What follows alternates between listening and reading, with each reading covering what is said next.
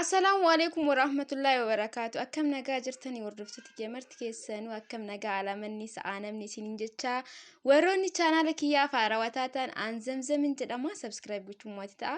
Warroonni as dhiyeenya kana immoo subscribe gochuudhaan maatii koo taatan hedduu galatoomaadha. Itti aansuun viidiyoo salphaa tokko qabadhee dhufeetiin jira. Akkuma isin mul'atu kun quncee burtukaanaati. Quncee burtukaanaa akkam goonee fuula keenyaaf fayyadamna kan jedhudha. Kanaaf haala kanaan quncee burtukaanaa goggogsitaniitiin daakuudhaan harcee isaa fayyadamtanii jechuudha. Waan baay'ee salphaadha. Isaaf jennee waan binnuu miti yookaan fuula keenyaaf jennee waan binnuu miti. Gizee nyaatuuf binnee quncee burtukaanaa warri beektan ni beektanii warri hin beekne immoo ammaan booda hin gatinaa isiniin jedha. Haala kanaan tumee deebi'a. Kunoo bulleessee dhufeetiin jira akkuma isin mul'atu kana. Hin mul'atami? Haala kanaan bulleessee jira. Fuula keenyaaf iskiraappii ajaa'iba tokko ni hojjanna. Waan salphaa ta'ee fi waan yeroo mana keenya keessatti nyaataaf bitannurraa yookaan quncee burtukaanaa yeroo biraa kan gattanirraa fayyadamtanii jechuudha. Isa kanarraa haala kanaan kan bulleesse kana yeroo tokkoof qofa kan na barbaachisu kan hojjetu barbaadu. Kanaafuu diqqeessee akkuma isin mul'atu kanatti kan tumirraa haala kanaan jechuudha. Waa urgaan isaa urgaa ajaa'iba hedduu namatti tola. Quncee burtukaanni fooliin isaa hedduu baay'ee kan nama hawwatudha. Yeroo akkanatti tumtan immoo baay'ee tokko namatti tola jechuudha. Haala kanaan erga akkas gooneen booda maalitti daballaa? Damma itti daballaa jechuudha. Damma kanas haala diqqeesseetu waan ittiin godha. Ni mul'atan.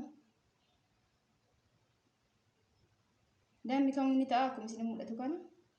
Fal'aanaan kun xiqqoo jabaa waan ta'eef sirriitti hin guutu jechuudha. Haala kanaan itti godha. Iskiraappii baay'ee fuula keenyaaf hedduu dansaadha. Kanaafuu haala kanaan godhatanii irraa fayyadamaa isiniin jedha. Dammi yeroo kamuu gogaa keenyaaf faayidaa garaagaraa nuuf kenna.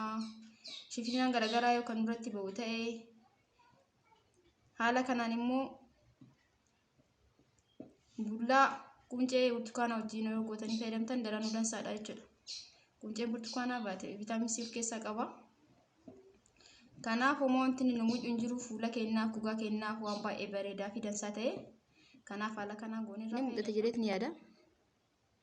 Bifa iskiraappiitiin kan isinitti agarsiisaa jiru sirriitti kanaaf hin bulleessuu dide. Haala kanaan erga gooneen booda isaan boodatti aansuudhaan bishaan dhiqqoo isiitti qica. Baay'ee dhiqqoo. Haala kanaan jechuudha. Erga kana gootan booda sirriitti waliin ga'a. Fuula keessan qulqulluurratti dibatuudhaan daqiiqaa 5 hanga 10 tursiistanii ofirraa dhiqxanii. Erga akkanatti qopheessineen booda jalqaba fuula keessan haala gaariin saamunaa yeroo biraa fayyadamtanii fayyadamaa dhiqadhaa. Fuula qulqulluurratti dibatanii daqiiqaa 5 hanga 10 tursiisuudhaan ofirraa dhiqxanii jechuudha. Haala kanaan. Ammaan tana dibadhee isinitti agarsiisaa. Ammas turtiin keessan na waliin haa ta'u. Akkuma viidiyoon kun isin bira ga'ee laalaa ni fayyada yoo jettan hiriyoota keessaniif sheer gochuun dagatinaadha. Subscribe gochuun immoo tasuma dagatuun qabdanii.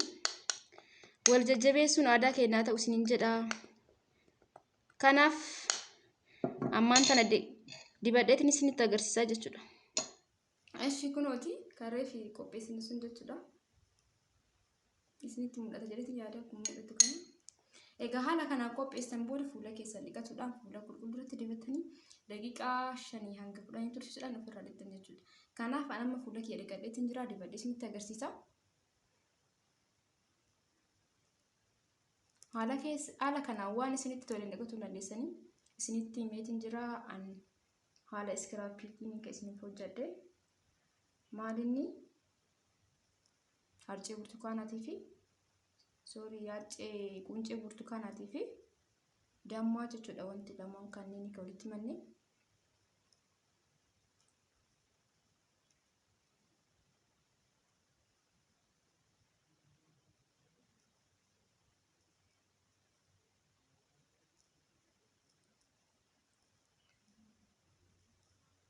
homaa rakkoon qabu guutummaa fuula keenya asiin dabalateen dibanna.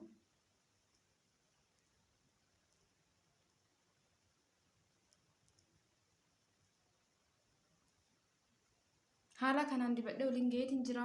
Amma kanatti dibannee kanaan daqiiqaa 5 hanga 10 tursiisuudhaan ofirraa hinna jechuudha. Turtiin keessan ammas na waliin haa ta'u daqiiqaa 5 hanga 10 tursiisuudhaan walitti deebina.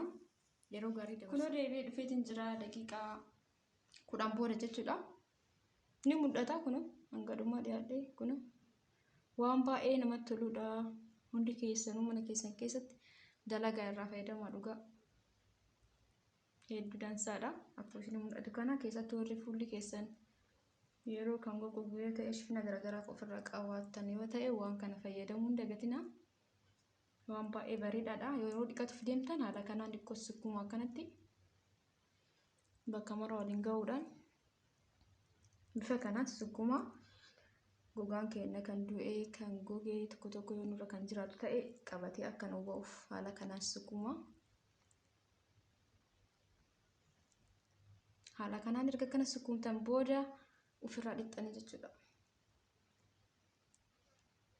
Waan kana yeroo fayyadamtan amma fakkeenyaaf torba kan amma qopheessine kana keettanii fayyadamu guyyaa tokko caalaan kaayina.